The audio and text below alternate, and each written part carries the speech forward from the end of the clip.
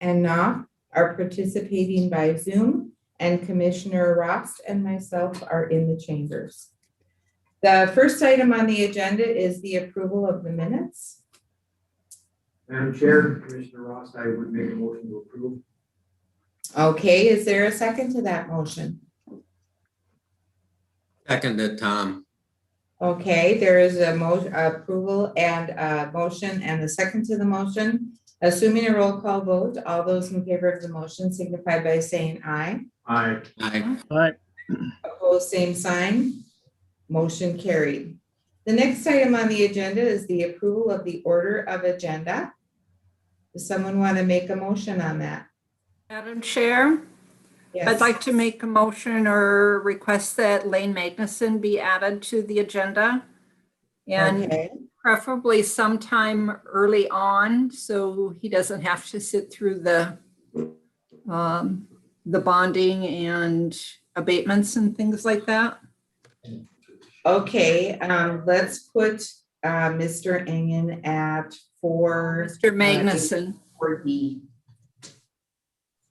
Or Mr. Magnuson, excuse me. Okay, so we have one change to the order of the agenda. Is there a motion to approve the order of the agenda as set? Madam Chair. Order of the, yes. Oh, a second? Did you call for a second? I called for a second. Okay, Yes. thank you. Sorry. So do we have a second? Second, Tom. Assuming a roll call vote, all those in favor of the motion signify by saying aye. Aye. Aye. Opposed, same sign. The motion is carried. The next thing on the agenda is the approval of the consent agenda. There are bills, employee status changes, a game of chance permit. Does anybody want to make a motion on the consent agenda or have any questions? Madam Chair, I'll make a motion to approve the consent agenda as presented. Okay, is there a second to that motion? Second, Dave. Any discussion? If there is no discussion, then we will move forward, assuming a roll call vote. All those in favor of the motion signify by saying aye. Aye. Aye. Opposed, same sign. The motion is carried. The next item at this time, we are going to adjourn. Is that correct? Madam Chair, I think we're going to hear from Lane Magnuson Oh, now. that's right. I'm sorry. That's right, Lane Magnuson. Mr. Magnuson, are you with us this afternoon? Yes, can you hear me? Yes. All right. Yes, Madam Chair, members of the commission, the one item I have for you today is we have been recently contacted by the state GIS director, and they are conducting a statewide parcel layer project, which is going to be used for everything from just general information to the new trespassing law, where you can sign up electronically to post your land and so forth. In the past, we've always charged $1,000 for as a data charge for our parcel layer, and the purpose of that is to just cover the cost of upkeep during the course of the year. What I'm asking today is if we could amend the fee schedule to not require that data charge anymore. Right now, we're the only county in the whole state that's charging for GIS data, and it's something that can be done simply by email, so it doesn't take a lot of time. The only downside is I do get around $3,000 revenue in my department per year for that, so we would be losing that. But it just has kind of come to a point technology-wise where we need to have that data available so other state operations are able to function with their projects. Okay, and do any of the commissioners have any questions of Mr. Magnuson?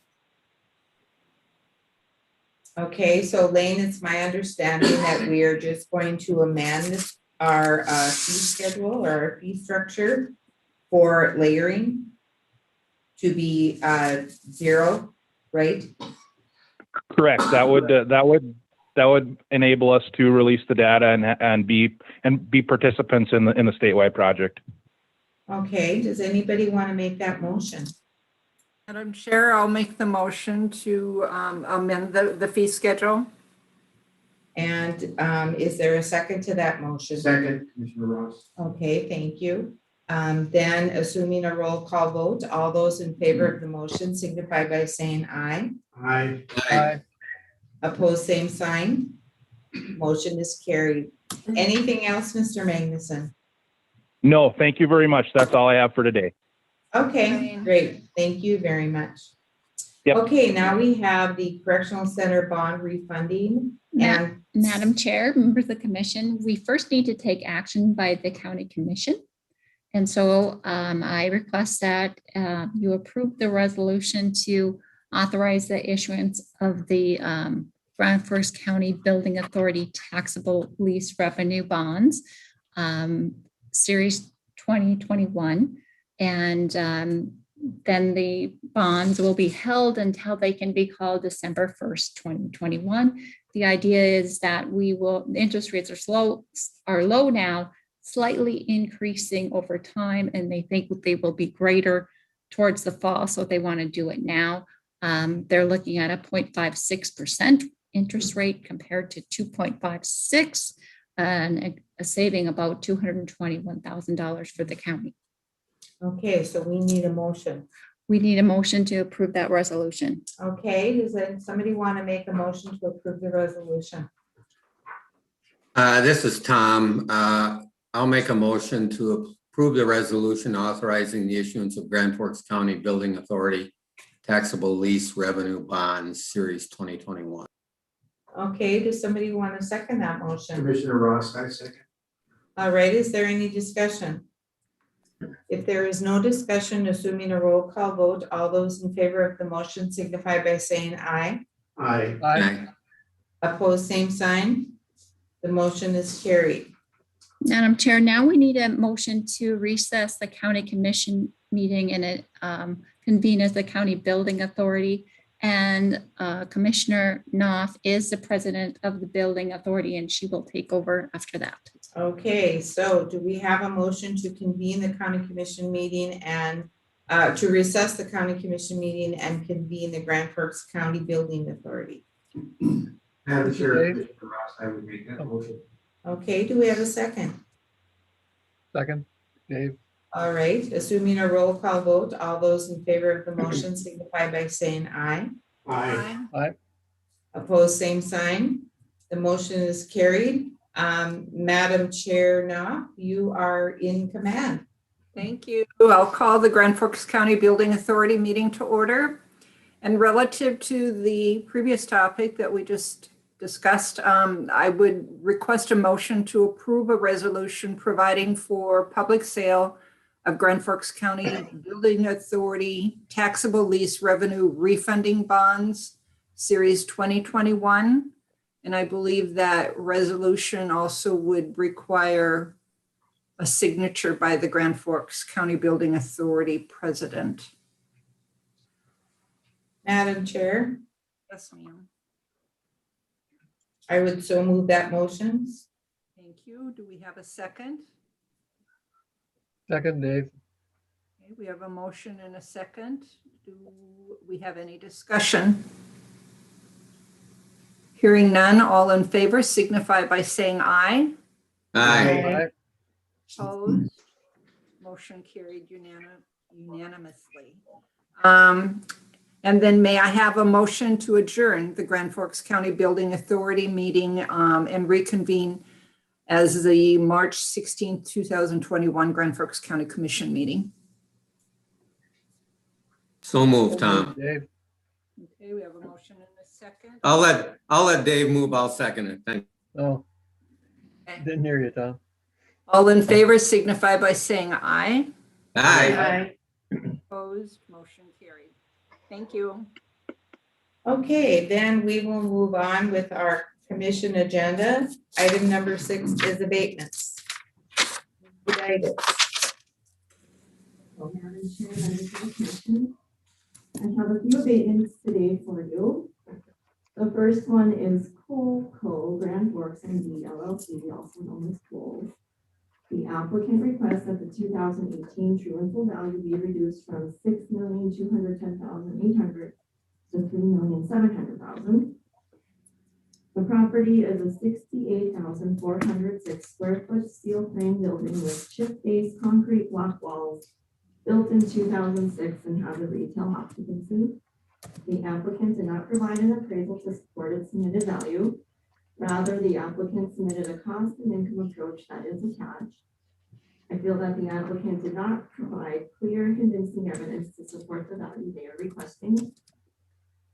Mr. Hodek's analysis of using the three approaches to value, cost, income, and sales led to his recommendation. Attaches a copy of Mr. Hodek's staff report to the committee of the whole with his findings, conclusions, and recommendations to the Grand Forks City Council. It is my opinion that Mr. Hodek's value is fair and equitable. The local governing body recommended that the application be denied. I recommend the application be denied as recommended by the local governing body. Now, the findings, conclusions, and recommendations approved by the Grand Forks City Council. There might be somebody on Zoom over this, and if so, would they want to speak about this before you guys make the decision? Either Mr. Tibbles or Mr. Ron? There are some phone numbers on here that I recognize that could be one of them. Is someone online that would like to speak to Mr. Hodek's application? Hey folks, David Tibbles from Frederickson and Byron is here. Can you all hear me? If you could speak a little louder, please. Okay, perfect. Does this help? Yeah, it's Great. really hard to hear you. If you could speak up, that would be Okay, I'm helpful. going to- Okay, give me 2 seconds here. I'm going to try to get my speakerphone sort of oriented a little bit better here. That is a little bit better, yes. Okay, great. All right, well, and certainly Madam throughout Chair? this, I mean, Yes. Could you ask them to state their name for the Yes, record? could you please state your name? yeah, certainly. David Tibbles from the Frederickson and Byron law firm in Fargo here. I'm on behalf of Kohl's Department Stores. Okay. And throughout this, please do wave your arms or flail wildly at me if you can't hear me or if we have any sort of technical issues there. I'll certainly try to adjust. So like I said, David Tibbles from Frederickson and Byron here, appearing on behalf of Kohl's Department Stores. You folks have heard me say this sort of thing before, but I think it's important to reiterate just a couple of basic points regarding abatement procedure before we really get into the substance of the request before you today. And the first point is really with regard to process. State law is clear that when a taxpayer presents an abatement request, the county board has the obligation to consider the merits of that request, and then in doing so to itself determine that true and full value of the property, not just pick between the values being presented. And I'll get to the true and full value bit in just a moment.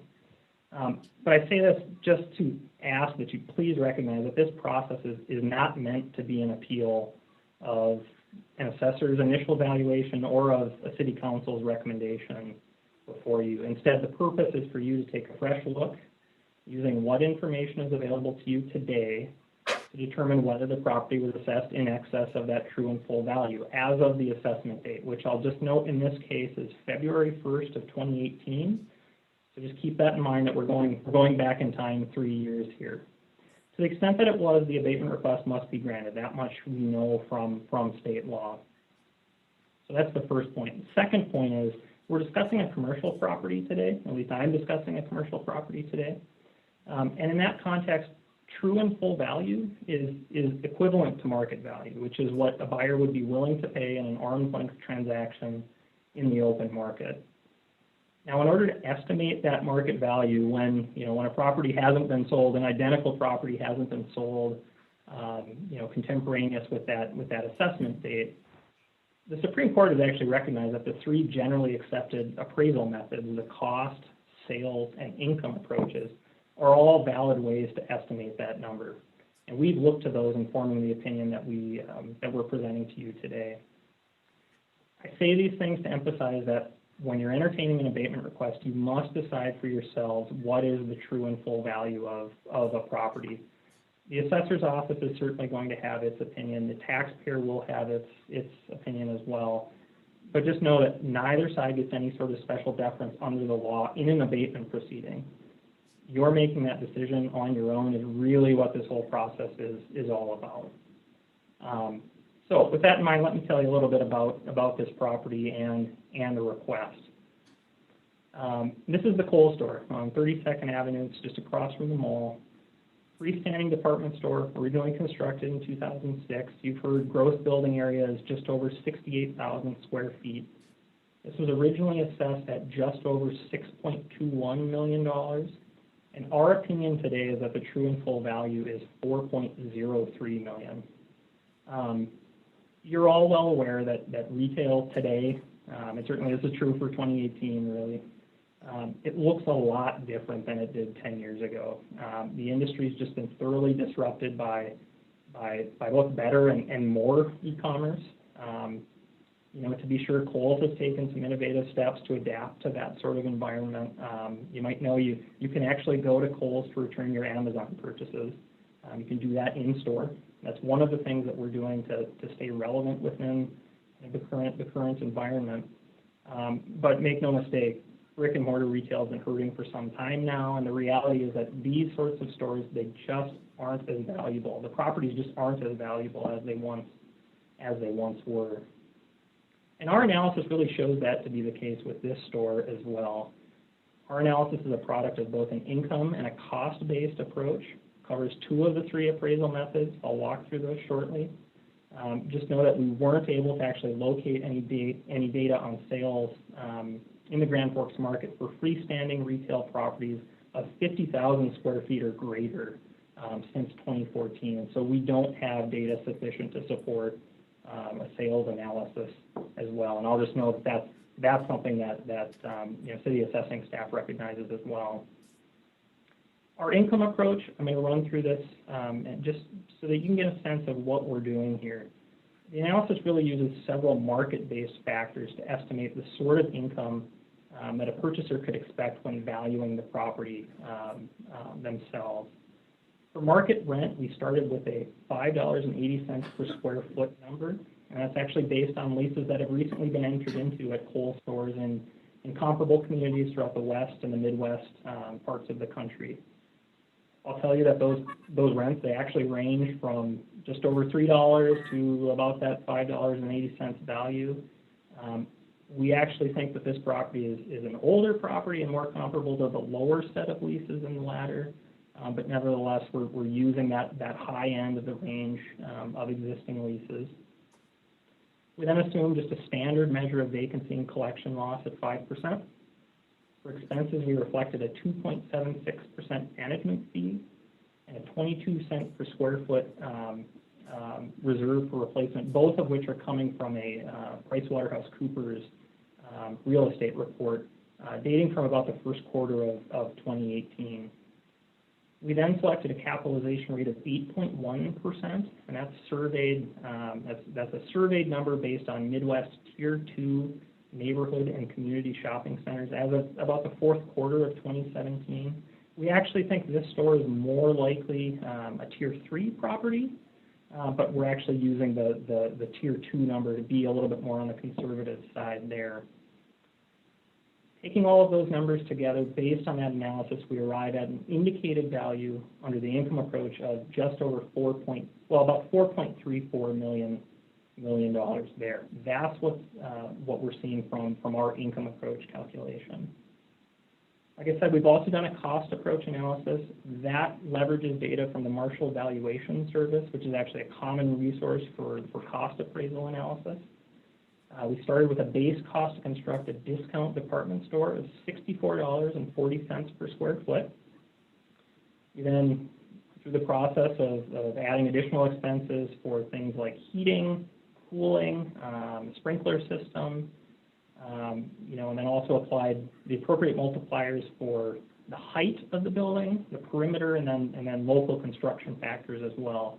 That produces a replacement cost new of $4.60 million. Now, we discounted that number to deduct for the recognized forms of depreciation, physical depreciation, functional obsolescence, and economic obsolescence. Now, we recognize that what we're doing here is certainly subjective, but from the information that we have, we think this sort of thing is appropriate. For physical depreciation, we recognize per MVS that the expected useful life for, the expected useful life for a discount department store such as this is 40 years. And so 12-year-old building with a 40-year life, we considered a 30% physical depreciation factor. As for functional obsolescence, this property is actually of an older and less efficient design by today's retail standards. And I'll tell you that newer Kohl's stores are about a quarter of the size smaller. And so for functional obsolescence, we applied a factor of 25%. And then for economic obsolescence, we compared sales at this store to the sales at stores in other cities in North Dakota, and then other Kohl's stores of similar size to this one. And we noted that sales at this store happen to be about 20% less per square foot than those comparables. And so we use that 20% as a measure of economic obsolescence. You add in the value of the site improvements, the value of the land, that then produces an indicated value under the cost approach, accounting for those deductions at $3.1 million. Now, taking those into account, we then weighted the results, 75% for the income approach, 25% for the cost approach. And I'll tell you, our reasoning for this is largely due to, well, really one thing, subjectivity of the deductions for functional and economic obsolescence. We recognize that, you know, that's a bit of both an art and a science. But we also recognize that for commercial properties such as these, the income approach just tends to be more relevant as a primary indicator of value for commercial properties. When you apply that weighting, we get the $4.03 million valuation that we request today. I will tell you that, you know, oftentimes, you know, just as a practitioner here, I've seen many cities and counties suggest that, well, you need to take into account the multiple approaches under, you know, under the generally accepted appraisal methods. And we've done that here, recognizing that we just really don't have data to support a full-on sales analysis. That's what's accounting for this weighting here. We largely accept the income approach numbers to get to that $4.03 million number. With that, would certainly respectfully request you entertain that. We would certainly welcome any sort of relief that you might be inclined to give. But with that, certainly happy to answer any sort of questions you might have. Okay, do any of the commissioners have any questions? I guess yes, Commissioner Engen. Yeah, I have a question about in the assessor's report. They mentioned that Kohl's offered the building for sale in 2017 for $8,300,000. Obviously, it didn't sell, but do you know whether there were any offers that approached that number? I don't know. No, I don't. Oh, okay, we do have somebody here that can make the answer to that question. Thank you, Madam Chair and Commissioner Engen. This is Paul Hodek, City Assessor. I do not know if there were any offers at that time. I just know it was listed for 8.3. Okay, thank you. Does anybody have any questions for Mr. Hodek? I do have one question for the individual on the phone. I believe that the analysis gave 3 different approaches on the valuation of this property. Why wasn't an appraisal done? That's a great question, and I guess I would tell you that state law is clear that an appraisal is not required. You know, the evidence of the property owner, of a layperson, is certainly acceptable and valid evidence of value. Okay, thank you. The only comment though that I have to make is that with the three different approaches that were used, if an appraisal would have been comparable to the other approaches, it would have probably given the application a little bit more weight with an appraisal attached to it. Okay. Madam Chair? do any commissioners- Madam Chair, this is Dave again. Oh, Yep.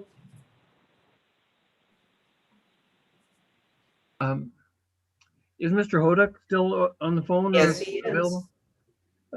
Could you respond, Mr. Hodak, to the comments about the depreciation that was taken? You mentioned in your report that total depreciation of 75% on a 12-year-old building makes the cost approach unreliable. What did you mean by that, and how does it square with what we were just heard on how they approach those numbers? Yes, thank you, Madam Chair and Commissioner Engen. I can comment on that, and I'd like to comment a little bit on the income and sales as well. Can you hear me okay? Yes. There she is. Okay, well, on the cost approach, he keeps referring to this old building. The Coles building was built in 2006. It's not an old building. The economic depreciation numbers are artificially inflated, in my opinion. He's using to come up with his economic adjustment, he's using retail floor sales. That's got to do with the value of the business, not the value of the building. The building is valued separately. The value of the building is based on the square foot rate that the building would generate on the market. The value of the building is based on the cost of what it would cost somebody to replace that building. If they wanted to build a new building, how much would that cost versus what they could buy this for? I think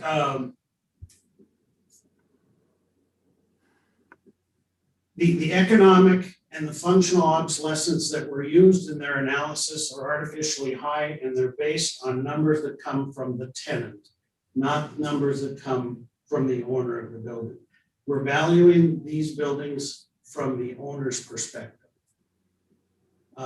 So those numbers are unreliable, as I said in my report, and I stand by that. Furthermore, in the cost approach, he added $52,500 for the paved parking, curb and gutter, sewer. That's a $750,000 improvement if you're looking at costs. I'm not saying it adds $750,000 in value, but when you're using the cost approach, you start with cost, and he's not anywhere near the cost.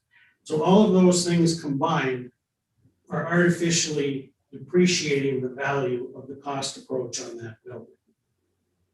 On the income approach, the big difference between his income approach and mine is the rent rate.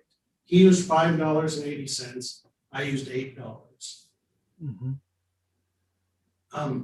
The $5.80, and he said he got this from actual leases that were signed, and I don't doubt that. But when leases get signed on existing buildings, they get signed, and then their tenant goes in and makes improvements. So that $5.80 is, in my mind, it's not a fee simple interest in the building. It's just the tenant's interest in the building. Tenant improvements are taxable, and my $8 rent is recognizing those taxable improvements that are made by the tenant. That's the biggest reason my number is bigger than his. Other than the fact that he's trying to get his value lowered, and is either, people who come to me with rents are always lower than me. So there's that too. But in terms of sales, I agree with him. There are not good sales for this property, but the sales do tell us something. And when I look at the local market sales of retail buildings, I'm looking at sales that have occurred from 2016 through 2020. Now, I understand that this is a 2018 abatement. What I'm trying to demonstrate here is not a sales comparison approach. What I'm trying to demonstrate is that my retail building model is running at or below the market.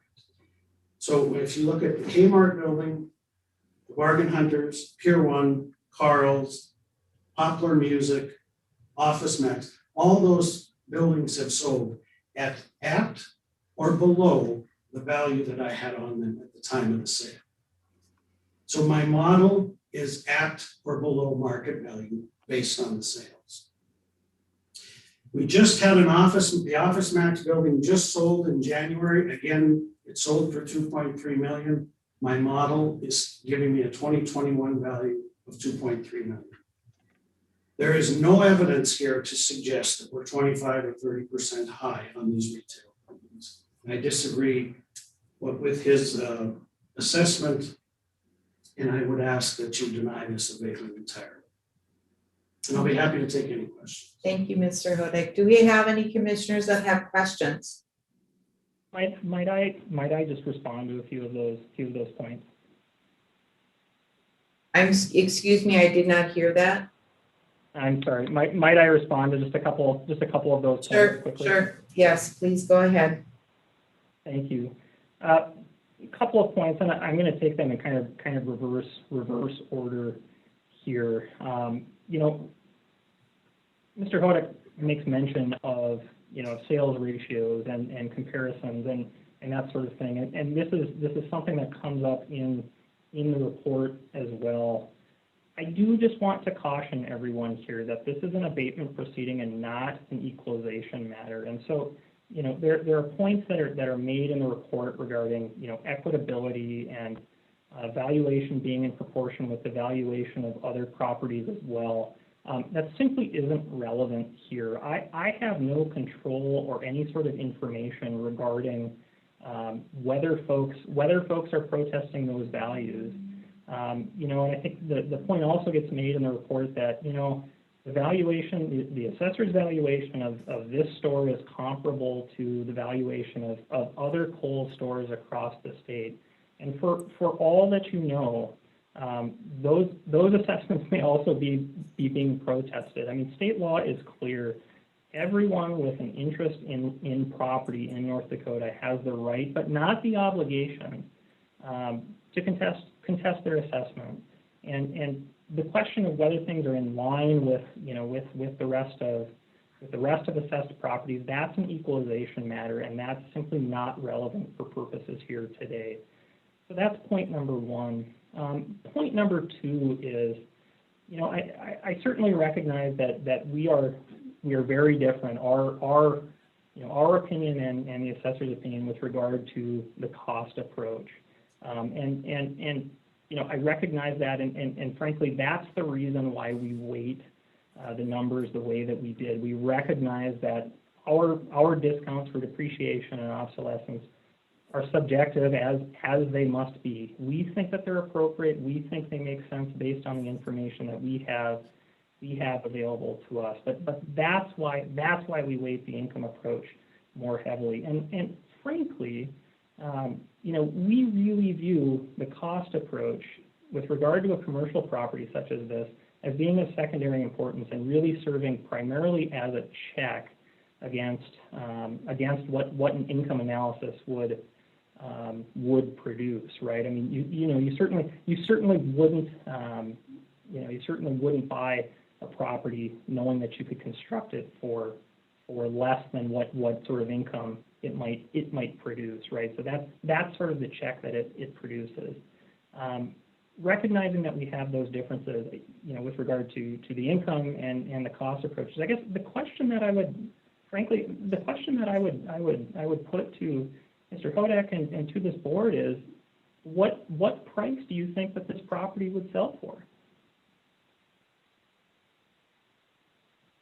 And that would be a question, what do we feel the property would sell for? I think that would be something that could be based on an appraisal that we don't have in front of us.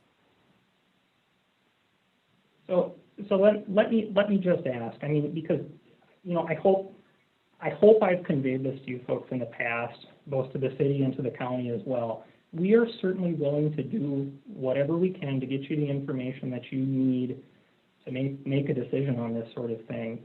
I can't tell you that I've talked with my client about this specific point, but if I were to go out and get an appraisal, if I were to pick up the phone and get an appraisal today, would you consider tabling this discussion until the next meeting?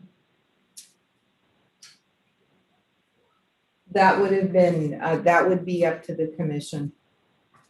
And as the chair, I have to go with what the commission's recommendation is, whether they want to move forward on this particular subject, or they would like to table it. What are the wishes of the commission?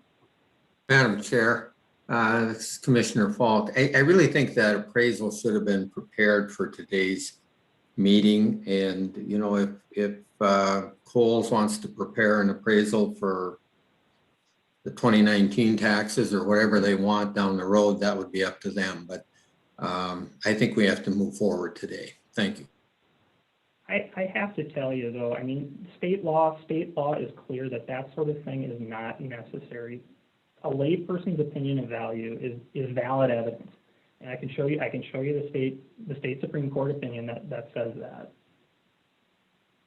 If I could make one more. Yes, Mr. Wood. I just want to mention, he talked about, you know, declining values, and I agree with that too. And I just, for the record, I'd like to mention that in 2017, this building was valued at 6.9 million.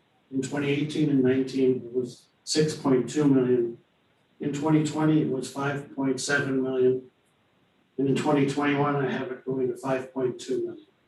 So I am recognizing the decline in value. Just not as fast as he'd like me to. Okay. At this point, Mr. Tibbles, I think we're going to move forward with this particular abatement,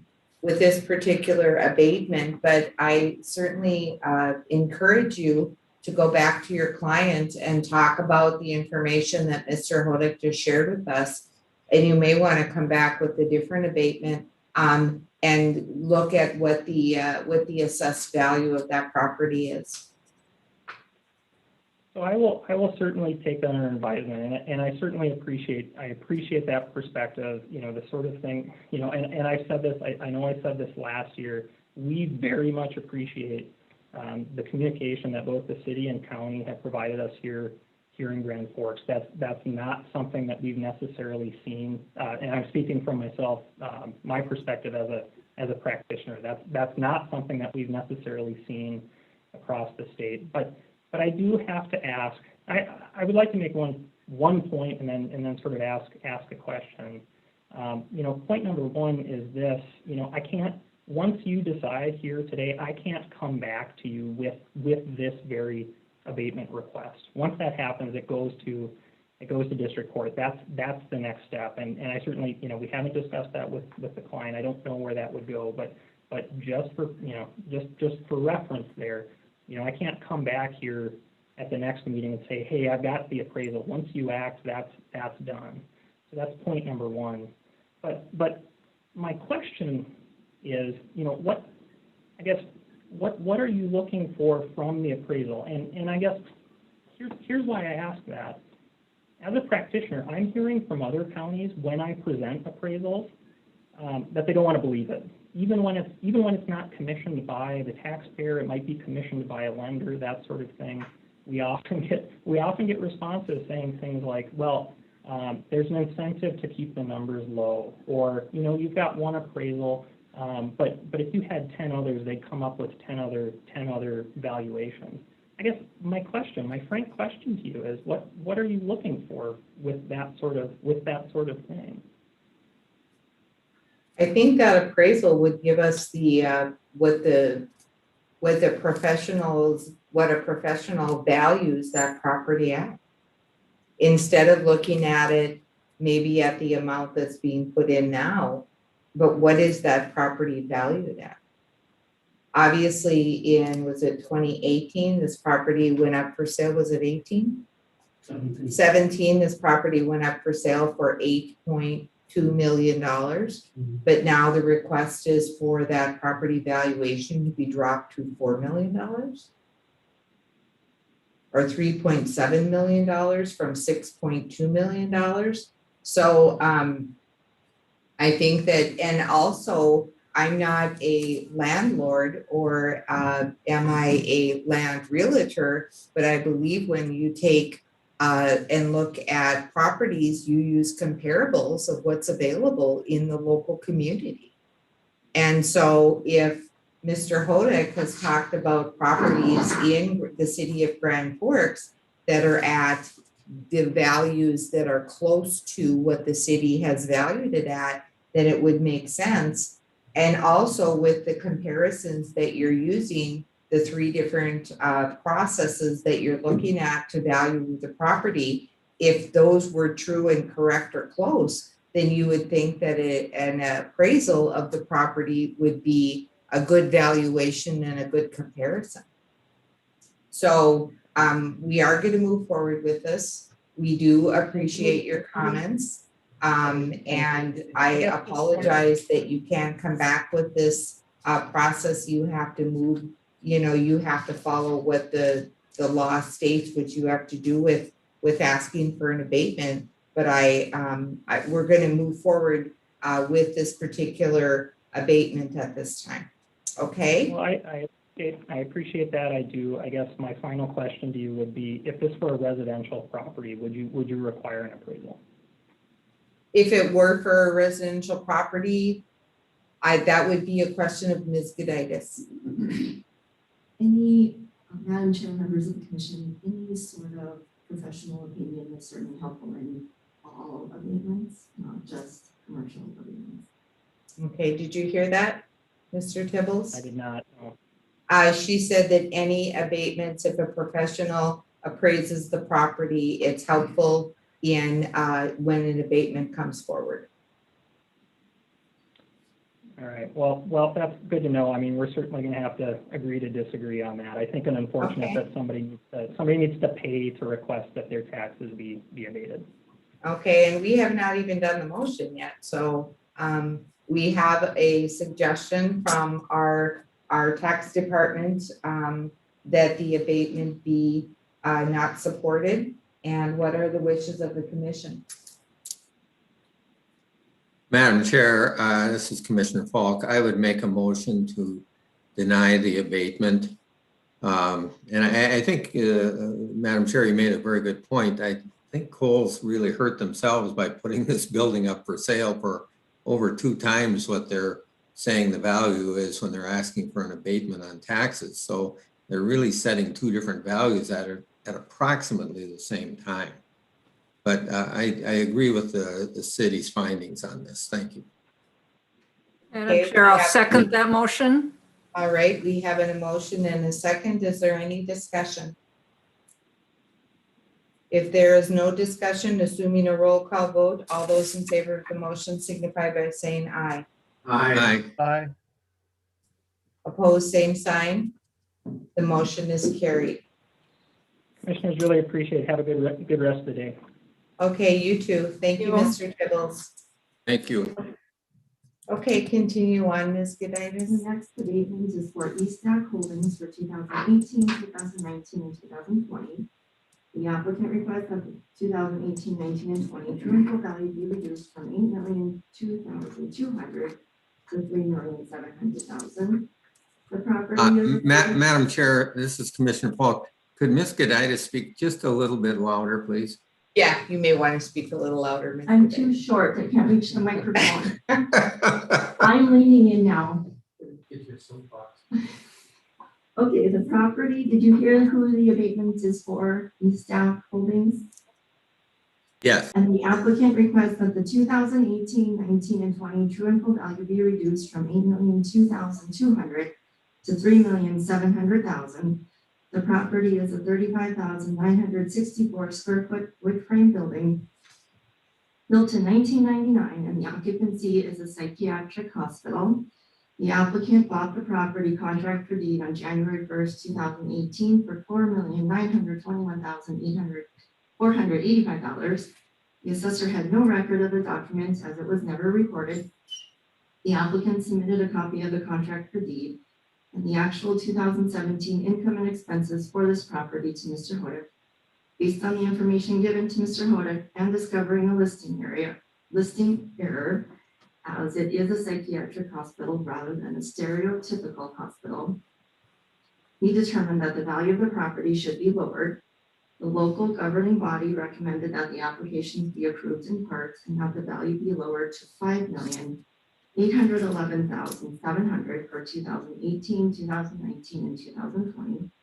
I recommend the applications be approved as recommended by the local governing body. And you can see in the information provided for Mr. Hodak that Mr. Sanjay Patel did get the recommendations and was in agreement with the value. Okay, do we have any questions of Ms. Gudaitis or Mr. Hodak based on this application? If not, do we have a commissioner that would like to come forward with a motion? Madam Chair, as Commissioner Ross, I would recommend the application be approved as recommended by the local governing body. Okay, is there a second to that motion?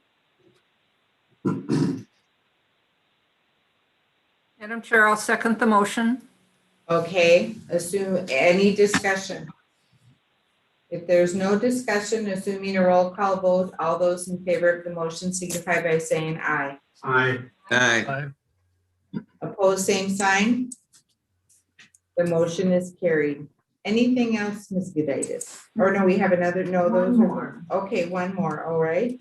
Same people, East Stack Holdings, 2018, 19, and 20. Well, yes, 2018, 19, and 20. The difference is that 18 and 19's values started differently from the 2020 values, but the end value, he wants it at $4,300,000. The property is a 29,950 square foot wood frame building built in 2006, and occupancy is a psychiatric hospital. Again, the applicant bought the property contract for deed on January 1st, 2018 for $5,731,515. The assessor again had no record of this document as it wasn't recorded. The applicant did submit a copy of the contract for deed and the actual 2017 income and expenses to Mr. Hodak. Based on the information given to Mr. Hodak and discovering a listing error, that it's a psychiatric hospital rather than a stereotypical hospital, and determined that the value of the property should be lowered. The local governing body recommended that the applications be approved in part and that the value be lowered to $5,217,800 for 2018, 19, and 20. I recommend the applications be approved as recommended by the local governing body. Okay, and are there any questions of the commissioners to Ms. Gudaitis or Mr. Hodak? Does someone want to entertain a motion in this particular abatement? Madam Chair, this is Dave. I move approval of the reduction as considered by the city. Okay, is there a second to that motion? Seconded, Tom. All right, it has been moved and seconded. Any discussion? If there is no discussion, assuming a roll call vote, all those in favor of the motion signify by saying aye. Aye. Aye. Opposed, same sign. The motion is carried. Thank you. Thank you very much, and thank you, Mr. Hodak, for attending. We appreciate it. All right, the next item on the agenda is public health. Ms. Swanson, are you available with us? Yes, good afternoon, commissioners. With me today is Michael Dulitz, who will be presenting the health officer's dashboard update along with some additional information. And I will be available to answer any questions that you might have following the presentation on the dashboard or any other COVID-related activities. Okay, Mr. Dulitz, would you like to give us an update, please? Chairwoman Peach and members of the commission, I'm Michael Dulitz. I'm with Grand Forks Public Health Department. I'm going to give you a brief update on where we're at with COVID-19 in our community. Overall, we're looking at a really good trend with our COVID numbers in Grand Forks County as a whole. Today is day number 22 that we have been in the green on the health officer's dashboard. Unfortunately, this might be the last day that we actually do end up in green, as our numbers are pointing towards a move back into yellow as of tomorrow, with a surge in cases, a slight surge in cases over the past couple of days. for Grand Forks County. Overall, we do have good confidence that we have adequate testing in our community. Compared to our peer counties, we are highest in the state as far as COVID-19 testing. Our percent positivity, it's also points in the right direction, that we're confident that we're seeing the cases that we're expecting to see, and that we aren't having a lot of people that would say be having symptoms and not get tested. Looking at our COVID-19 case counts, we're the black line on this graph.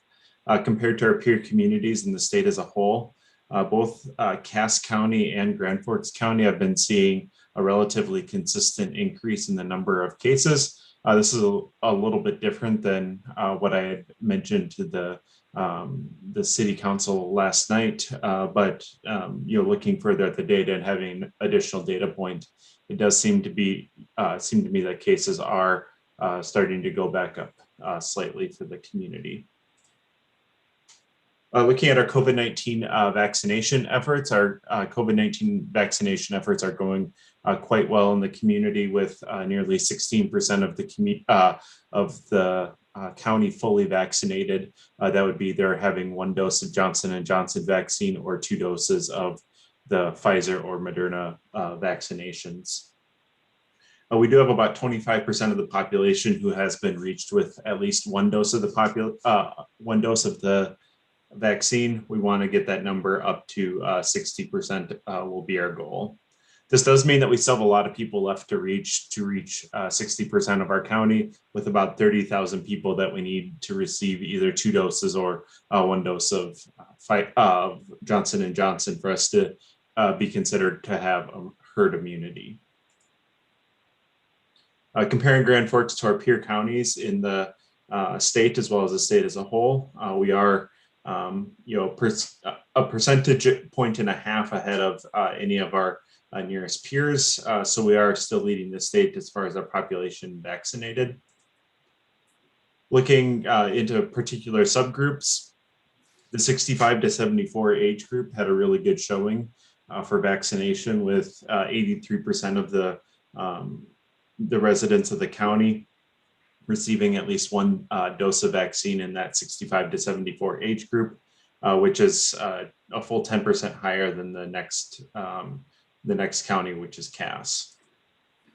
Looking a little bit older to the 75 plus age group, that number continues to carry, with 79% of the population receiving at least 1 dose of vaccine. And we're making good progress in the younger population, that 18 to 64 population, looking at about 22% of our community between 18 and 64, or of our county, receiving the first dose of COVID vaccination. When we look at these particular subgroups, we want the number to be higher than about 74%, because the 0 to 16 population in the community can't get the COVID vaccination. So if we want to get up to 60%, we need at least 74% of the vaccine eligible population to get the vaccine. Looking at our performance on vaccinations, we are continuing to have relatively increasing allocations of vaccine, doing about 2,000 first doses per week. If we carry that roughly 2,000 first dose per week count out, and apply that, if we kept getting a consistent 2,000 per dose allocation, we would expect, that we'd be done with vaccinations around the 5th of June, at least with the first dose of vaccination. So, we still need a lot of people to roll up their arms and get vaccinations. So that's going to be kind of our next challenge moving forward. That's kind of the, people very interested in getting vaccination. As those individuals get vaccinated, we have to kind of move on to the next group, a little bit further up the tree from the low-hanging fruit. This is another way to think of the progress that we need right now to get the community fully vaccinated. We still have about 30,000 people to fully vaccinate. But that doesn't include the people that we've at least gotten one vaccination to. So we still have about 24,000 total people that we have not given a vaccination to that we need to get to 60%. So we still have 24,000 more people to reach out of 38,000 people that would be eligible to get the vaccination. So again, we need a lot of people to roll up their arms. We need a very high percentage of our community to get the vaccination for the true herd immunity to take over, similar to what you see with childhood preventable diseases and things of that nature. Shifting kind of topics a little bit, I did want to touch a little bit on data that has been previously provided to City Council by Mark Schill with the Praxis Strategy Group, looking at Google mobility data. Google mobility data takes a comparison of 5 weeks in the January or 5 weeks of January 2020 and compares that as the baseline and compares where movements happened after that. It's a good way for us to see kind of where we're at COVID wise, where we're at with individuals returning to workplaces, where we're at with consumer confidence, things of that nature. So for Grand Forks County, we are about 10% higher in people actually staying home.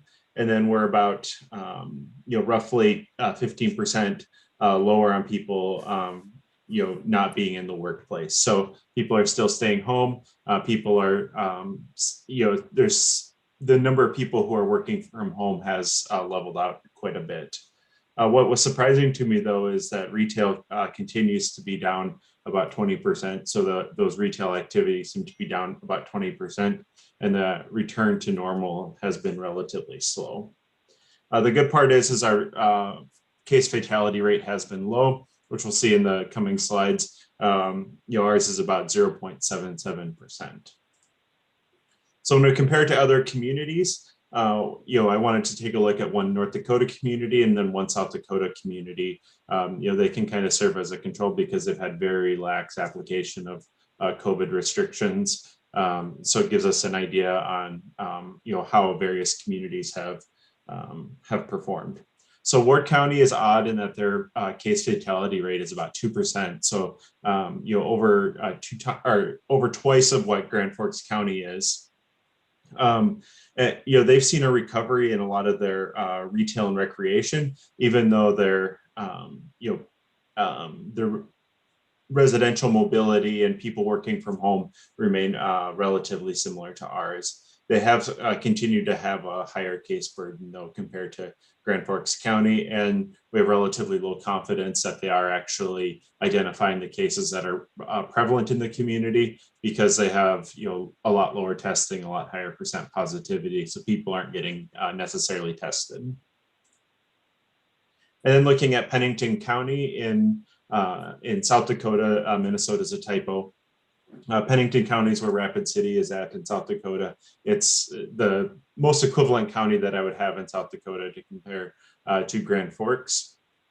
Looking at their case burden, it's relatively similar to ours, but they've had a lot of changes as far as their retail movement. Over the summer, they saw a large return of their retail related mobility data. Their percent change did go back above 0. That could also be as it was a tourist destination. It was also right near Sturgis where the motorcycle rally was at, things of that nature.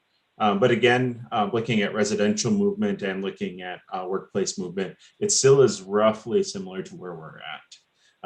That said, their case fatality rate is about double what ours is. So again, being a little bit more, or having more restrictions may have, I can't draw a conclusion fully, but maybe having more restrictions may have helped keep the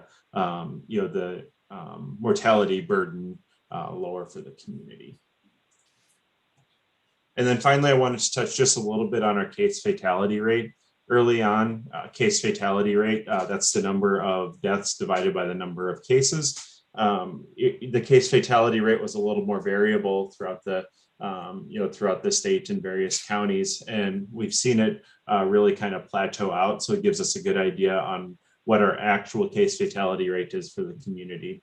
So Grand Forks is looking quite low right now at about 0.77%. But one thing that surprised me as I was putting this data together was Polk County is actually a fair bit higher than Grand Forks County. Polk County has had 65 COVID deaths compared to 76 in Grand Forks County. And so they've had a lot higher mortality burden than Grand Forks County, particularly given their significantly smaller size. So when we combine together Grand Forks County and Polk County, our case fatality rate runs about 1% for the metropolitan statistical area. Ward County, where Minot's at, does seem to be, kind of an aberration. I can't quite explain what's going on there aside from, I think we are having a very hard time identifying cases in that area because of the community's lack of willingness in testing. And so the actual case burden in Ward County may be a lot higher than what we're seeing in Grand Forks County. But overall, we have benefited from having a lower mortality burden in the community, significantly lower than the state, as well as our peer communities. With that, looking at our bottom line, we continue to have a low number of cases. It's starting to go back up a little bit, but we still are having a low number of hospitalizations to go with those cases. So overall, things are okay. We're up to 22 consecutive days in green. This has been the longest period of time in green that we've had since probably June, if I had to look back at the numbers. In general, we're seeing additional entrants into the COVID vaccination space with getting the federal government providing COVID vaccination directly to Thrifty White Pharmacy, as well as Spectre Health, which has benefited the county in particular because Spectre Health has been able to provide vaccinations in the Larimore area. And then the state has been making direct allocations to the Northwood area. And then we've also been seeing a high uptake with our COVID vaccinations in our county schools in the realm of 70 to 75%. Again, we want that to be above 74% in any population group we're looking at. So that again is another sign of good confidence in the vaccine. We still want more vaccine. If I had anything that could help slow this or speed up getting us through the pandemic, it would be nice to have more vaccine. But we are looking at a potential optimistic outlook for vaccines coming forward, a potential large bolus of vaccine into the state towards the end of March. And then we still have that unknown in the impact of the new COVID-19 variants. One new variant of concern. I have no evidence that it's in anywhere close to North Dakota yet, but there is a variant of concern in the New York area that is showing potential resistance to immunity that individuals might have either based on vaccination or previous history of COVID. So, the biggest question mark that's going to be hanging over our head in the coming months is what the impact of COVID variants are going to be on the trajectory of the pandemic. And I don't have a crystal ball, but I think, that is something that we still have to keep in the back of our heads. So with that, I am open to any questions. And as always, I have additional slides attached from topics I've touched on previously. Thank you very much, Mr. Dulitz. Do any of the commissioners have any questions of Mr. Dulitz or Ms. Dawson, sorry. I'm trying to change your name, Debbie. Anybody have any questions? Madam Chair, this is Dave. Yes. What tier are we in now? Are we limited to a tier, or are we now going to open it up to all adults? Either of you could answer that one. I can take that question. Members of the commission and Commissioner Engen, we are currently in the phase 1C, which includes all essential personnel, which is a very, very large group. It also includes all people 18 to 64 with a health condition. I do anticipate that we will move very quickly to all adults. That would be all 16 years of age and older for the Pfizer vaccine and 18 years of age and older for the other two vaccines fairly quickly. I would anticipate that's going to happen sometime in April. It's uncertain exactly when it will happen, but we will want to make sure that everyone in the other phases, 1A, 1B, and 1C, take advantage of their opportunities to be vaccinated soon, so they aren't competing with, all individuals in phase 2. Just to follow up on that, I'm aware of people who have driven to 2 other counties, adjoining counties, and are able to get, and they're in their 40s with no conditions, and were able to get vaccinations. I don't know how it is that that's done, but are we using every appointment now with the people who are lined up? Because even the people who are considered essential workers have had some time now to get appointments. Are all the appointments filled up all the time, I guess is the question. And Commissioner as to when we Engen change. and members of the commission, yes, we are limited by the allocation of doses that we receive. And we are really, really good at maximizing those by doing what is called pulling angel doses. And Michael has a lot more detail about that. But it's a way that we can get more doses out of a vial than are actually intended. Right. And we have noticed that people are very mobile and they will go to other areas where vaccine might be available in the next phase. And that's happened in some of the rural counties where they're receiving consistent allocations, or they have pharmacies that are vaccinating. And so maybe their public health department is offering it to the next phase. We know that there's not consistency across the state. And I believe that a significant portion of that is related to a couple of things, one of which is we have a very motivated population to be vaccinated in Grand Forks. We have high demand for our appointments, and we fill them as soon as we put them out there available. And the other thing that I think is true is that because of our partnership with the city and Altru, we vaccinate individuals from other jurisdictions, and in particular Minnesota, if they work in Grand Forks or if they have a provider in Grand Forks. So those are a couple of opportunities that make our appointments more in demand, or a couple of reasons our appointments are more in demand. So those are good things because vaccine anywhere is a good thing, but they do present some challenges. Any other questions of Mr. Dulitz or Ms. Swanson? Madam Chair, I have a question, please. Absolutely. So my question is that, did I read somewhere where there's now going to be, before too very long, charges on shots, 4 shots, vaccines? Madam Chair, Commissioners, and Ms. Knopf, providers have always been able to charge an administration fee for the vaccine. CMS, or the Centers for Medicaid and Medicare Services, just recently increase the amount that can be charged for an administration fee. Grand Forks Public Health decided not to charge administration fees primarily because we're not well set up to accept all insurances, but we do support that practice for any private providers like Altru or Spectra or Thrifty White or Walls Medicine, or any place where they are well set up to do that. No one will have to pay that administration fee if their insurance doesn't cover it. Thank you, Debbie. Any other questions? Ms. Swanson, I do have one question of you. When Commissioner Engen talked about individuals going outside of the county or going somewhere else where they can get immunized possibly a little bit quicker, are those immunizations being counted in our county roll of individuals who have been immunized?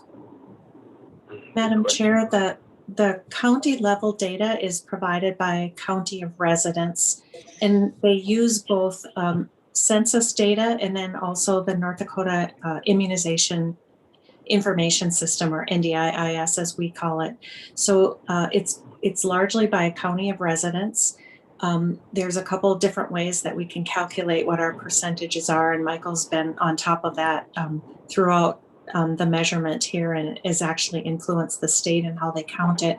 So if someone comes from Nelson County to Grand Forks County to be vaccinated, they'll be counted in Nelson County where they reside. Okay, thank you very much for that information. You're welcome. Any other questions? I have one Yes. other thing to add, if I may, Madam Chair, and that is I Yes, just wanted to give you an update on staffing. We have now hired the 2 nurses who will be assigned to the county schools. It took us longer than anticipated, but I can send you the names of those 2 individuals that will be assigned to Larimore and Emerado and Manville and Midway. And they've been at our vaccination clinics to learn a little bit about that, and they've been introduced to the staff at the schools that they're assigned to. So they're really hitting the ground running, and we're excited to have them on board. And that's wonderful news. We are very excited for them to be on board as well. Thank you for that information. If there are no other questions, yes, Commissioner Ross. Debbie, this is Commissioner Ross. I left you voicemail to give me a call on myself. Could you do that tomorrow sometime? Thank you. Was that today? Yep, it was today on your office phone. Okay, will do. Thank you. All right. Well, thank you very much, both to Ms. Swanson and to Mr. Dulitz for that information. We'll move on to our Emergency Management Director, Ms. Getz. How are you doing today? I am doing well, Commissioner Peach, and I hope you all are too. Very briefly tonight, Debbie Nelson has in her possession a copy of a memorandum of agreement between DES, state DES, and my office. As you remember, we talked about moving that command package out to the base, and one of the parts of the agreement was that the base could not incur any costs.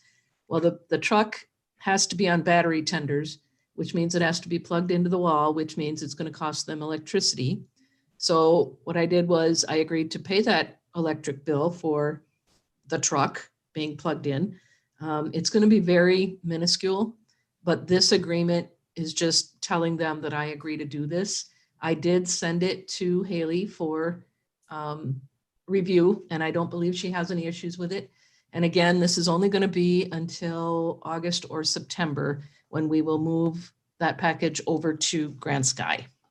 So I'm asking for a resolution for Commissioner Peach to please sign off on the MOA. Okay. Are there any questions of Ms. Getz about this resolution? If not, would someone like to entertain the resolution, a motion? Madam Chair, I'll make a motion based on Corey's recommendation. Okay, is there a second to that motion? Second, Tom.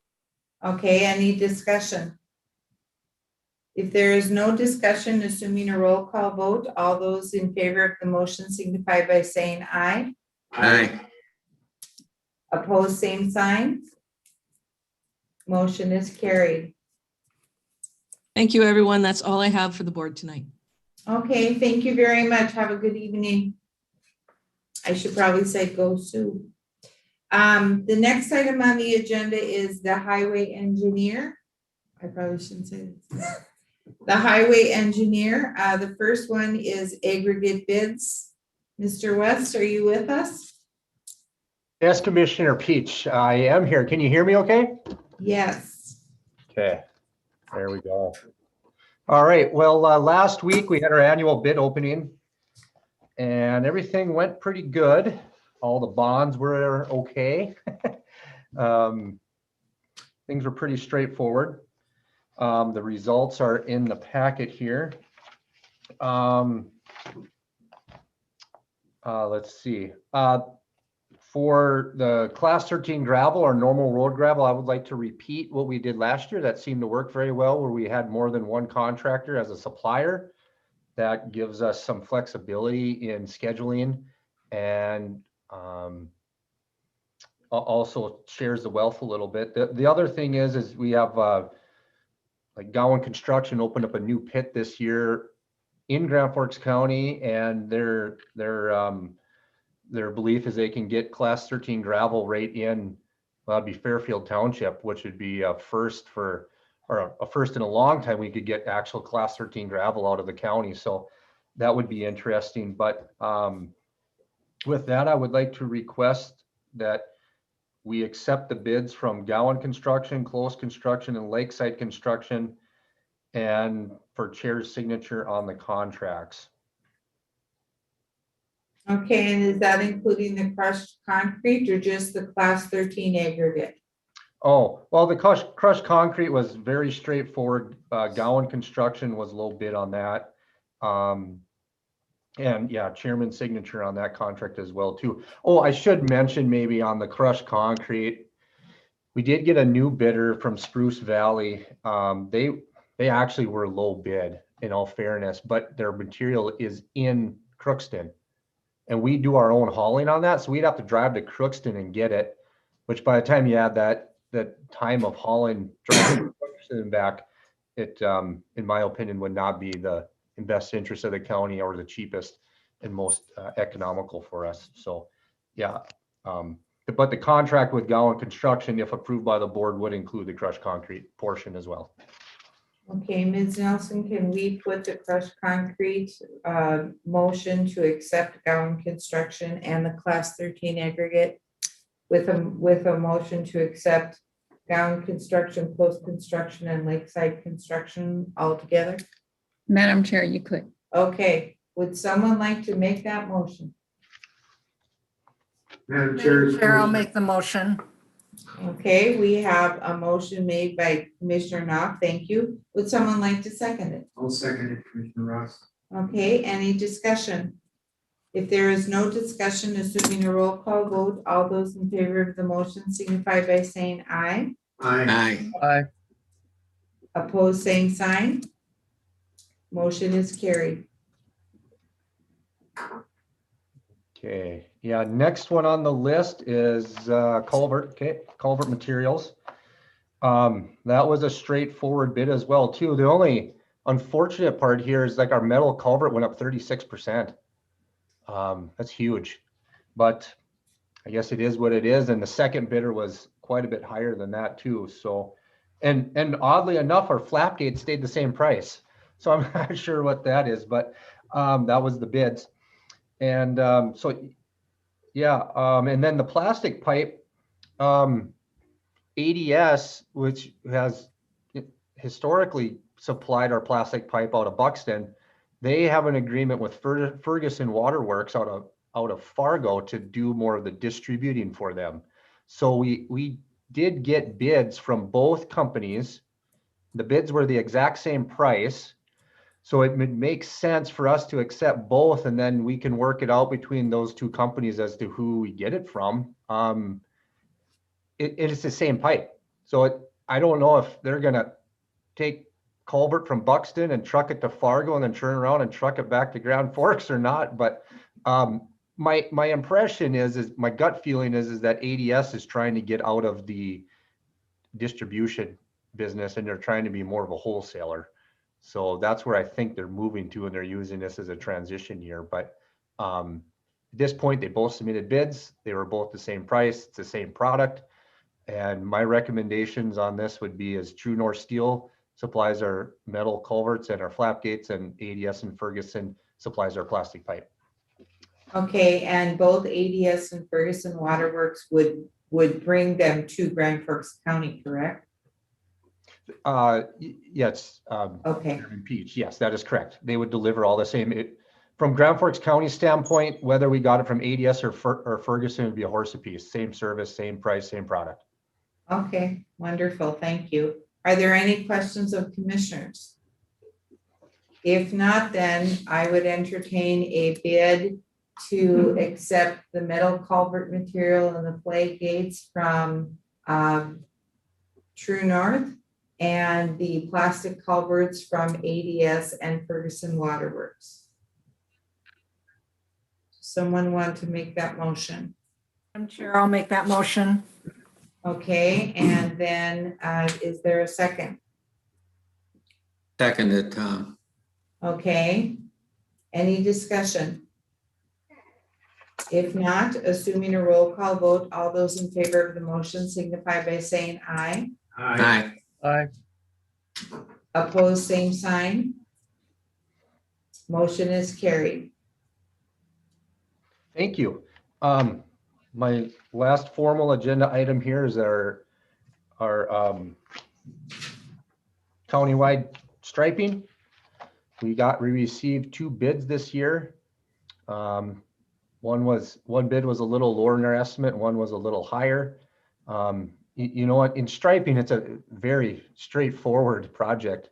Both these companies have done this for us, and normally I would say that a bid of 208,000 in our market today would be concerning, but J&J Striping is a very reputable company. They've done our striping in Grand Forks County in the last few years. They've done a very good job. We have had no issues.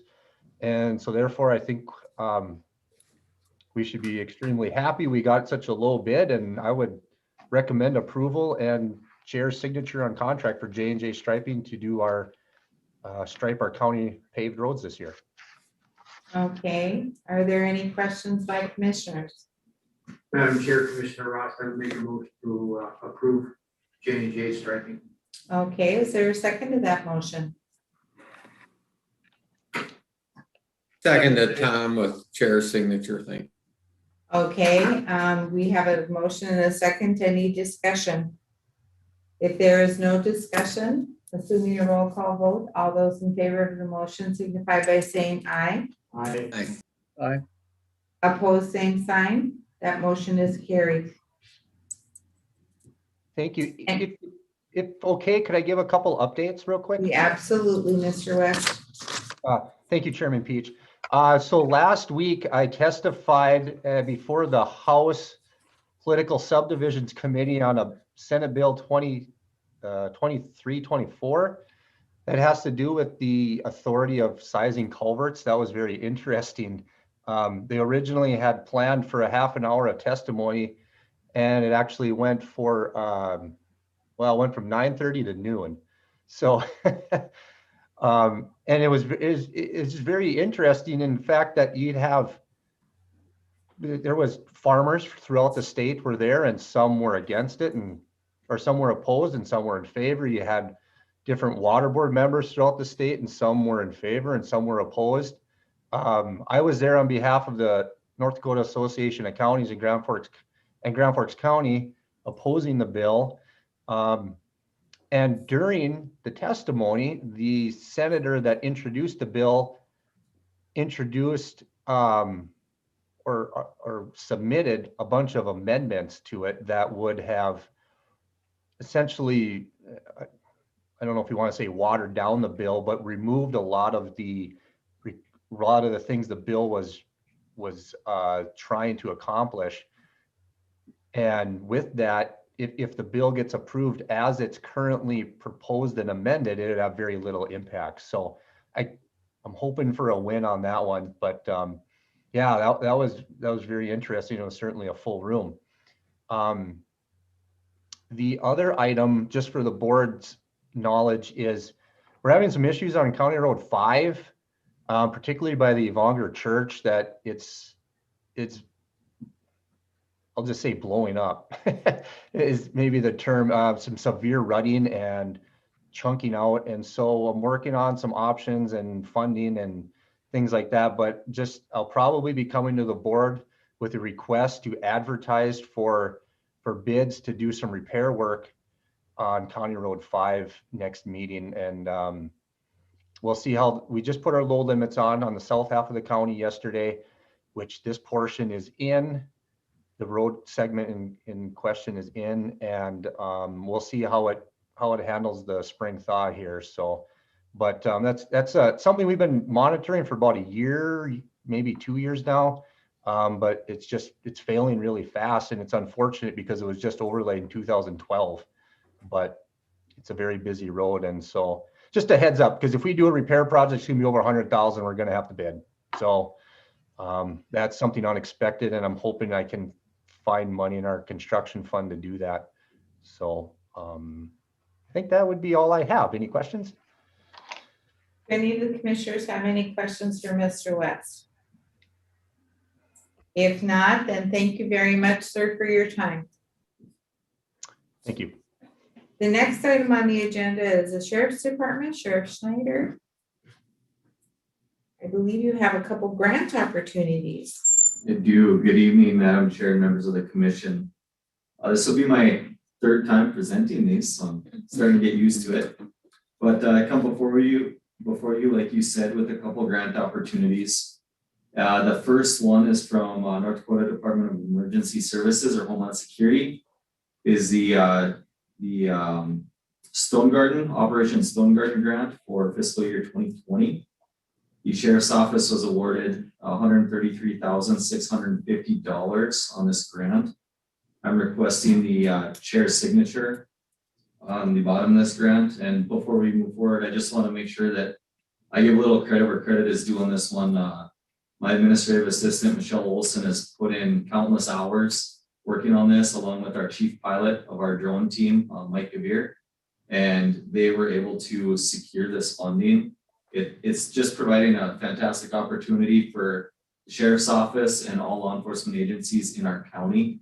We're obtaining a lot of top quality equipment and countless hours flying UASs, which is benefiting our county when we need it most. So thanks to them for getting this grant secured, as long as the chair agrees to assign.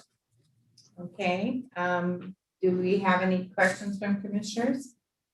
I would, as Commissioner Ross, I would make a motion to approve that grant. Okay, and chair's with chair signature, and is there a second to that motion? I'll second that. Okay, assuming a roll call vote, all those in favor of the motion signify by saying aye. Aye. Aye. Opposed, same sign. The motion is carried. And Sheriff Schneider, please thank Michelle and Mike for all of the hard work, because you don't just sign a paper and send it in. It takes a lot of work to justify what you're asking for. Yeah, myself and you definitely have the easy part. Mhm. One thing that I did forget, on the back side of that, it would need your initials as well. Okay. So thank you. The next item is a grant titled the National Recreational Boat Safety Grant. The Sheriff's Office has been awarded a $5,000 grant. It's a 50-50 match grant. We do have it's $10,000 total. We do have the other $5,000 in our budget, our water safety budget. This grant was worked on by Sergeant Inocencio and Michelle Olson. They did a great job securing this one for our office again. This will relate to equipment, training opportunities, and patrolling the waterways in Grand Forks County. I'm requesting the chair's signature as well on this grant, and this one will be effective. It looks like as soon as it is signed by both parties, we'll be able to start utilizing this grant money. Okay, someone want to entertain a motion or have any questions relative to this grant? This is Dave. I move approval of the grant and for the signature of the chair. Thank you, Commissioner Engen. And is there a second to this Second. motion? All right, assuming a roll call vote, all those in the favor of the motion signify by saying aye. Aye. Aye. Aye. Opposed, same sign. The motion is carried. And again, thanks Sergeant Inocencio and Michelle for that work in that grant as well. Thank you, Madam Chair. I have nothing further. Thank you. And you will be watching the weather, Sheriff Schneider, with any dry. I mean, obviously we haven't had moisture for quite some time, but I know the winds have been strong, and so you will be watching in case there needs to be a something burn ban. Yeah. Yes, Madam Chair. I stay in touch when needed with the rural fire departments. The chiefs out there are very good at getting a hold of me if they have any concerns with the drying conditions, or if there's burning that's taking place that probably shouldn't be. I think the one thing we have going for us is most farmers had a lot of time on their hands this fall and got a lot of it out of the way. So hopefully there's not much to do this spring. Yeah, let's hope so. Thank you very much, sir. All right, then the next thing on the agenda is Director of Admission, Mr. Ford. Yes, Madam Chair, members of the commission, thank you. Two things for you. 2 weeks ago, the board had approved the contract with ICS, subject to ICS providing us an updated contractor license, which they've done, and then confirming the 100-day completion project estimate, which they did confirm that will be the case. Something important to note, actually on the 100-day, that does not mean ICS will be doing 100 days of construction, so they won't be doing 100 days in the state's attorney's office, Ms. Nelson's, Ms. Goditis' area, second floor, et cetera, doing actual work. The holdup or why they're estimating 100 days is supply chain issues because of COVID. So I just thought maybe that was something to clarify tonight. The next thing, Madam Chair, members of the commission, following up on our county restart conversations, we're currently in phase 2, as you well know, which is open to the public by appointment only. Seems to be going pretty well. Department heads have been pretty good, pretty creative with remote working and stagger shifting so that we avoid too much congregation in small office areas. Northeast Human Services continues to screen their staff and their clients as they access the building. Across the street, court administration, the courts are proceeding with jury trials, and those are by appointment, of course, and they're working with public health on that, and they're following CDC guidelines on that, because as the sheriff could attest to, crime doesn't stop because of a pandemic. And then, of course, I've been made aware by Ms. Apsey that they are allowing constituents in to pay fines at the clerk of court's office. And she is on if there's any questions, but I'll just keep moving. As you heard from Ms. Swanson, vaccinations are well underway in the county. We're leading the state, and that's thanks to public health and ALCHU, along with some of our other partners like UND, Spectra, and Northwood Deaconess Health Services. Department heads, as I said, they're doing an excellent job managing a pretty difficult situation brought on by this pandemic, with staggered shifts, of course, and flexible scheduling, remote working. Of course, we have masks being required in the county building and the courthouse. Buildings and grounds has definitely stepped up their cleaning and sanitization efforts in the buildings. Most meetings are being conducted virtually, and Buildings and Grounds has purchased more hand sanitizing stations. That being said, phase 3, which is what we're talking about today. As you know, 2 dates for phase 3 have been thrown around, April 12th and May 3rd. What phase 3 really would mean is that we'd be open to the public at the courthouse and the cobb. It wouldn't be by appointment, there'd be general access to the public in the buildings. In phase 3, department heads should and would have the discretion again to staff how they see fit and remote working, et cetera, as to avoid the congregating in small workspaces, using plexiglass or sneeze guards, as we call it, as much as possible, remote working as much as possible, as they see fit. And of course, members of the public needing to wear masks in the facilities, and staff continuing to wear masks in the facilities as well. And then following the North Dakota Smart Restart guidelines for capacity limits. So right now we're in green, so that's 80%. So 80% of any meeting room, for example. Either date allows for the Commission on Public Health to continue to gauge COVID cases throughout the county and allow for more vaccine disbursement throughout the county. Of course, the commission could delay opening if we see a spike in positive cases, or of course those 4 variants start to take hold in our region. And once the cobb and the courthouse have reopened, of course, I'm confident we could pivot back to a shutdown quickly with minimal disruption to operations if need be. I would like to say that the department heads and the staff have made this situation work extremely well, and they should be commended.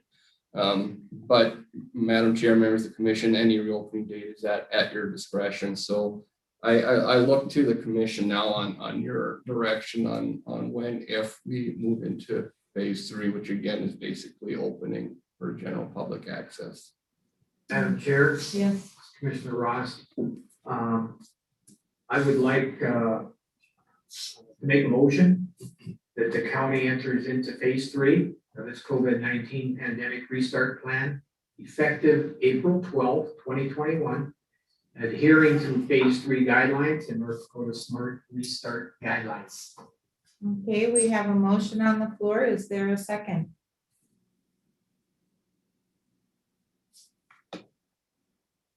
This is Tom. I'll second it for purposes of discussions. Okay, we have a motion and a second. Discussion. Commissioner Falk, would you like to begin?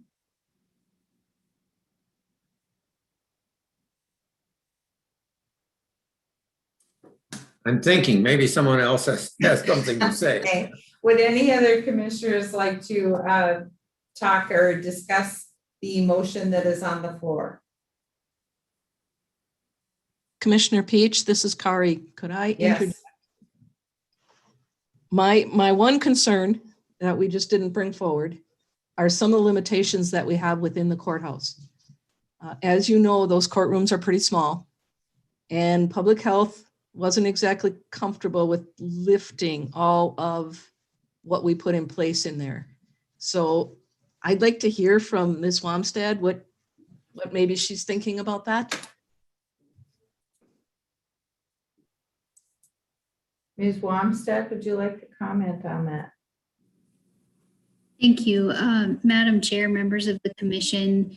Our office is ready to follow whatever directives the commission and the court system decides. I believe Ms. Absey is also on the line. I don't mean to put her on the spot by any means, but I know the court and the judges in particular have been discussing if the building opens, what type of hearings could remain happening over the Zoom platform versus what type of hearings would be in person. I don't know if they have yet made any decisions on that, but that is something that they are considering at this point in time. As the board is aware, our office works in pretty tight quarters over here. And so we've functioned quite well with a portion of our staff working remotely. And we certainly can visit with public health about any recommendations they might have should we open, and if it isn't an option to have everyone in the building at the time the building opens. Ms. Absey, are you available? I think earlier she was having trouble hearing, so I'm not. I can hear, I'm trying, can you hear me There now? you are. Hi, Yes. Becky. Okay. Yes, we can hear you. Yeah, I would echo what was said in visiting here. The judges are looking at, they've reached out to the bar on what they want, as Haley said, what Haley said, and we're waiting final decision on that. It's my understanding they will continue to have the Zoom hearings along with in-person hearings for sure on the pretty much what we've been doing right now. If the county commission decide to open up the courthouse, I think those restrictions will still stay in place because we want to uphold the CDC and public health recommendations of social distancing, not only in our offices, but in the courtrooms and that type of thing. So even if we open up to the public, it'd be front counter service. There's only so many people you can have in the courtroom at a time. And we would just continue with the Zoom meetings so that we are in compliance with CDC and public health recommendations. And we did a walkthrough, Haley, I in public health. Oh gosh, this is a year ago now about, and we have a little grid at 25, 50% and whatever. And I think what stands out of that grid, the more I've looked at it as far as courtroom folks in there, is trying to keep that 6 foot social distancing best we can, wear your mask. We've been dripping the courtrooms with sanitizers, and also family members can group together and sit together. So that I don't see going away for quite a while. So it's up to the commission, whatever the commission decides they're going to do. We're just going to continue to follow CDC public health recommendations. And right now as far as people are working from home remotely, my clerk's office they're not at home, but my staff is at juvenile court. I have a couple there. I have a couple of staff, one in each jury assembly room or jury room, deliberation room. I've got one supervisor in a judge's chambers down here and another spare office. I have another clerk, but we are in the process of being vaccinated as the vaccination continues. And we feel safe, that we're all vaccinated. Even when that happens, we're still going to wear the mask, wash your hands, use hand sanitizer in the office. But I wouldn't there's a couple I would like to bring back in the office after 3 of us in the office have been, once we get our second vaccination shot and that 14 days has passed, I'll look at bringing more people in. So we're prepared to provide customer service to the public if we're open to the public, whatever the commission decides.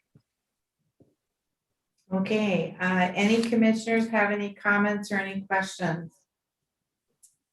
Commissioner Peach, Yes. it's your favorite pest again. Could we include in the motion that masks will still be required, not only for staff, and the ones for staff are spelled out in Mr. Ford's document, but also for the public? We will supply them if they don't bring them in, but I think it's going to be really important for the customers that we serve in both of those buildings to ensure that we have masks available for everyone. Commissioner Ross, are you okay with that Yep, being I'm fine included with in that. the motion? Yep. And Commissioner Falk, that second? Yes, I am. And I think as part of the motion, as part of the motion, we should have that relative to the courthouse, that Judge Hager is the final say as to any hearings or how many people are allowed in their courtrooms or whatever is going on in that building, because they know far better than we what they can handle and the types of hearings that they want to proceed with. So I would give him that authority. I fully agree with the masks. And you're okay with that, Commissioner Ross? I'm fine with that, yes. I believe, Commissioner Ford, you were going to say that that's already in the plan. I believe that any customers or clients that come into the building must also have a mask on. Yes, ma'am, you're absolutely correct. So in Mr. Commissioner Ross' motion to follow phase 3 public, It's in there. it's all in there. Everything that's being discussed is in that. Phase 3. Okay. Any other questions or comments by commissioners or anyone else that is on the line? If not, we will move forward to vote on this motion, assuming a roll call vote. All those in favor of the motion signify by saying aye. Aye. Aye.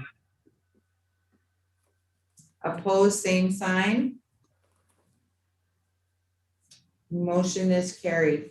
Then we will plan to begin our phase 3, which will start on April 12th. Is that correct? Great. A little less than 1 month. Let's hope that we see lots of vaccinations taking place, or second inoculations, possibly one if it's with Johnson & Johnson. Anything else, Mr. Ford? No, ma'am, that's all I have. Okay, thank you very much. State's Attorney, Ms. Wamstead. Madam Chair, members of the commission, I have nothing for the board's consideration today. Thank you. Okay, thank you very much. The next item on the agenda is committee reports. Commissioner Engen, we'll start with you. Just a couple routine meetings, nothing really to report. Okay, thank you. Any questions of Commissioner Engen? Then Commissioner Falk. I have nothing worth noting today, and it's getting late. Thank you. Okay, thank you, Commissioner Falk. Commissioner Knopf. I finished my library training, the trustee training. That was 8 sessions, half-hour sessions, over about a 3-week period. So that was very good. Learned a lot from that. And also I participated, or attended, I should say, the North Dakota NACO webinar for county officials. And that was a 4-hour session on the 9th. And that's for new commissioners, auditors, county officials. and also seasoned. And so I attended and it was very good. And Miss Nelson was there and she provided training on the auditors department. And so she did an excellent job and just want to thank her for that. But all of it was very nicely done and put together. It was 4-hour training. Our fair board meeting we had on the 10th. Just everybody's busy planning the fair. Excited about that. There's still no changes or anything with fundraising happening there. Library board, I have a meeting tomorrow. You probably saw in the paper where we have another library position that is open.